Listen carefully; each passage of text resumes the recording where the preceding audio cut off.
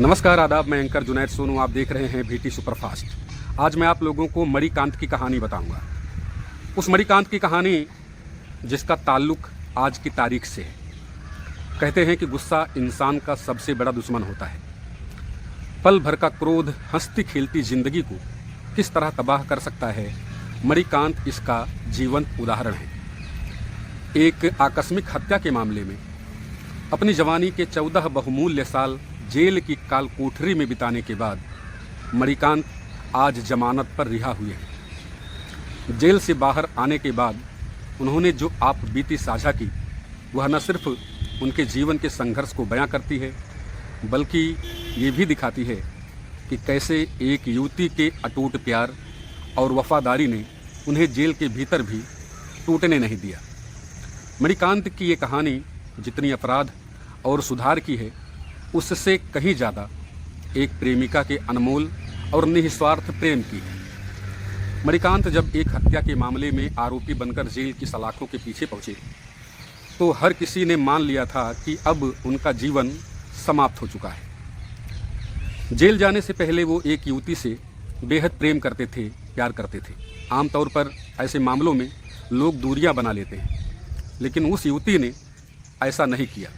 अपने प्रेमी पर हत्या का दाग लगने और 14 साल की लंबी सज़ा मिलने के बावजूद वो हार नहीं मानी और वो लगातार 14 साल तक इंतज़ार करती रही। वो सालों तक समाज के तानों को सहते हुए सिर्फ मणिकांत की रिहाई का इंतज़ार करती रही। लड़की के इस निश्चल और अटूट प्यार का मणिकांत ने पूरा सम्मान किया।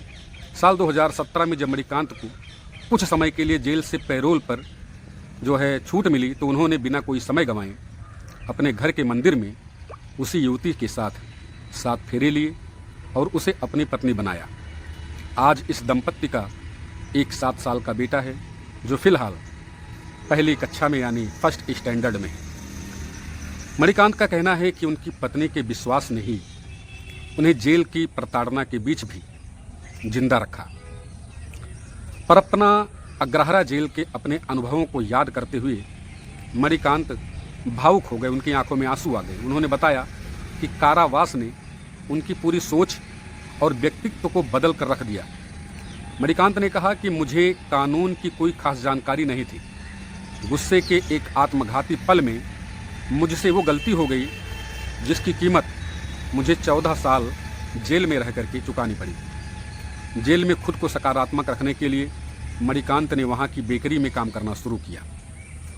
उन्होंने लगभग 10 साल तक जेल की बेकरी में अपनी सेवाएं दी।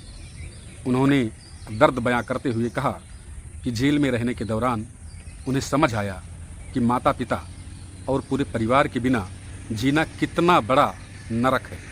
वहाँ उन्होंने अपना सब कुछ खो दिया। जेल से रिहा होने के बाद मणिकांत ने आज के युवाओं को एक बेहद महत्वपूर्ण संदेश दिया है। वो बोले कि कभी भी क्रोध के वश में आकर कोई कदम मत उठाओ।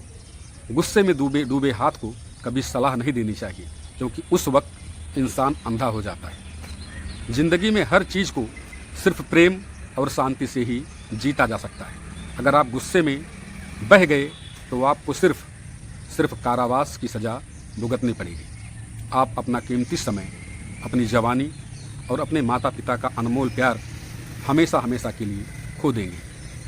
मणिकांत ने अंत में बेहद भावुक होकर कहा कि अब वह अपने अतीत को पीछे छोड़कर अपनी वफादार पत्नी और बेटे के साथ एक बेहद शांत, गरिमापूर्ण और नई जिंदगी की शुरुआत करने जा रहे हैं।